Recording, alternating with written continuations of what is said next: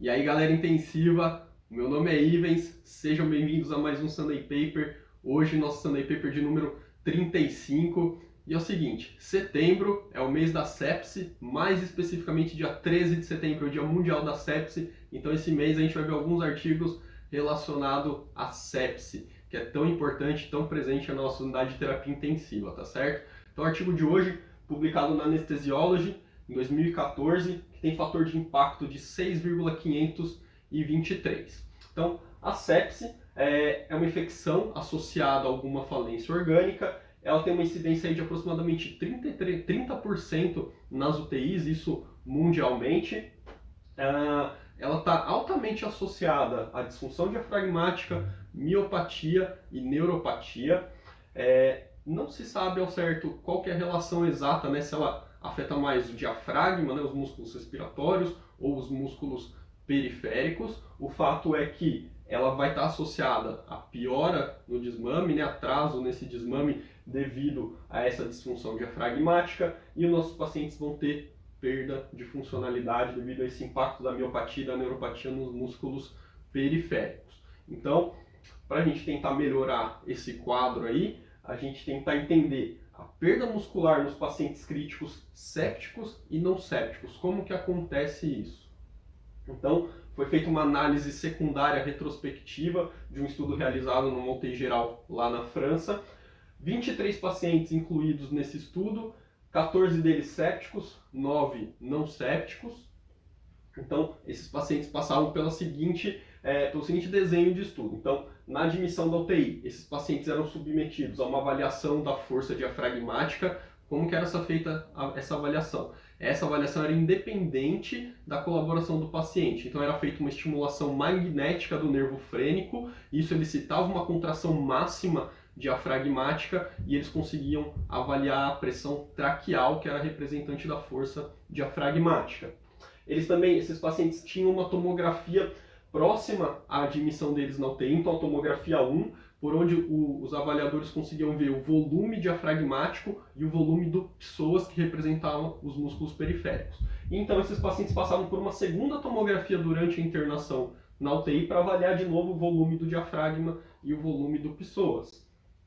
Então, resultado, o volume do diafragma nesses 23 pacientes foi de 163 centímetros cúbicos para 130 centímetros cúbicos, então houve uma diminuição do volume diafragmático, perda, né, de massa muscular representada pelo volume, e o volume do psoas também diminuiu, de 272 para 233 centímetros cúbicos. Então, os pacientes perderam tanto o volume do diafragma quanto o volume do psoas.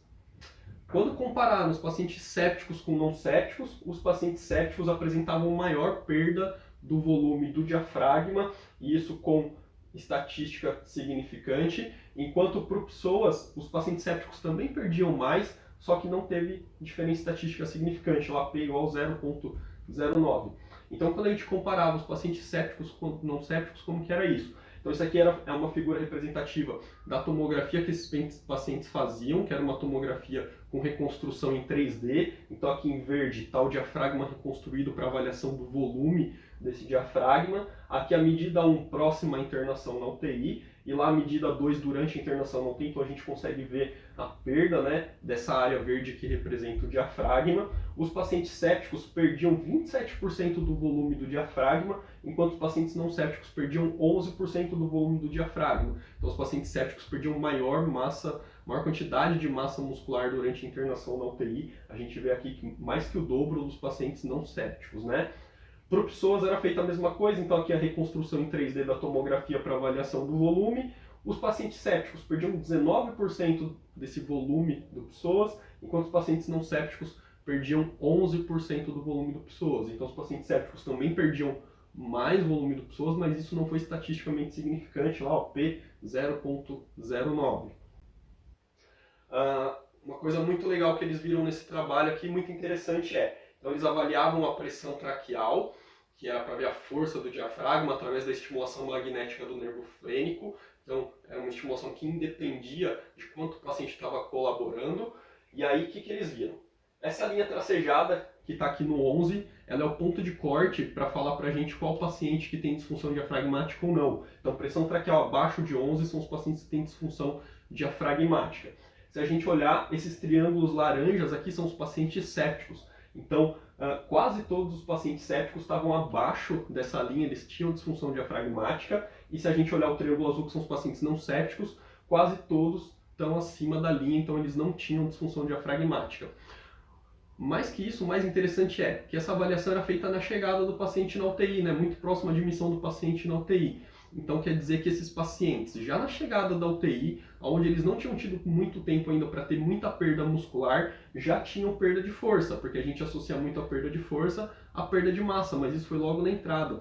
Então a sepse tem algum mecanismo que impacta a geração de força, mesmo sem a gente ter tido perda muscular ainda, ter tido perda de massa. Então a sepse também impacta a geração de força e não só a perda de massa muscular. Então é uma figura que representa muito isso, dá pra gente ver isso muito bem. E aqui a gente também vê que tem relação entre o volume do diafragma e a pressão traqueal. Então essa é a relação que a gente sempre faz, né? Que quanto mais massa, mais força.